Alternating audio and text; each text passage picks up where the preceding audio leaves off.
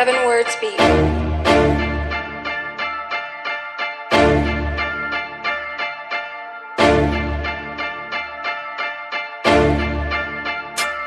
Mga kanal tuwing bumabaha, puno na at barado. Level umaangat, mga daanan ay sarado. Ang tanging dahilan ay pagkakatrabaho. Paano ba naman basta-basta lang pagkahalo? Ngayon isa-isa na nga silang nabubuking. Ilang mga mata naman kaya mapupuwing. At magkukunwari at magbubulag-bulagan. Dahil sa salapay kahit mali ipaglalaban. Na kaya nyo lubog sa baha ang ating mga kababayan. Samantala kayo ay nakahiga sa magaran nyo na kabahayan. Wala nang iyalan, tarang galawan, masyado namang garapalan. Bulsay mataba, kapal na mukha, lahat ay handang sagasaan. Ngayon nalatad ang kapalpakan, isa-isa nang nagliparan. Magkukunwaring, magpapagamot, sabay-sabay nagsialisan. Bakit gano'n, nakasampa pa, ba't hindi man lang na naharang? Dapat napagtugi sa mga buhaya, kanino ba yan nakaatang? Ito po ang Pilipinas na bayan kung sinilangan, pinamumunuan ng buhay at mga lapastangan. Paano nga ba ito masusolusyonan kung ang puno at ang dulo di maimbestigahan? Ito po ang Pilipinas na bayan kung sinilangan, pinamumunuan ng buhay at mga lapastangan. Paano nga ba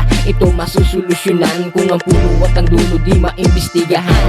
Congressman na kontraktor pa, hindi na bago sa'kin. Para nga daw ganun kadali ang pondo ay nakawin. Kailangan nasa posisyon para alam galawan. At hindi halata ginagawa nakakupalan. Tapos pag-alalan putang ina nyo, bait-baitan. At kapag nakaupo na ang hirap na malapitan, mga yaman yung tambak na inyong tinatama. Sa pandarambong talamak ang buwis ginagahasa. Matanong ko lang, nasaan ba ang mustisya doon? Sistema ay bulok mula noon hanggang ngayon. Pag mahirap nagkasala ay agad na akusado. Pag mayaman nagkasala ay absolto sigurado. Kung buhay lang sana si Ma'am Miriam Defensor Santiago ay supal pagtung mga ungas pagdating sa Senado. Kaya nga edukasyon natin dito ay palyado. Dahil takot sila pag ang nagboto ay edukado. Ito po ang Pilipinas na bayan kung sinilangan, pinamumunuan ng buhay at mga lapastangan. Paano nga ba ito masusolusyonan kung ang puno at ang dulo di maimbestigahan? Ito po ang Pilipinas na bayan kung sinilangan, pinamumunuan ng buhay at mga lapastangan. Paano nga ba ito masusolusyonan kung ang puno at ang dulo di maimbestigahan? Ito po ang Pilipinas na bayan kung sinilangan, pinamumunuan ng buhay at mga lapastangan. Paano nga ba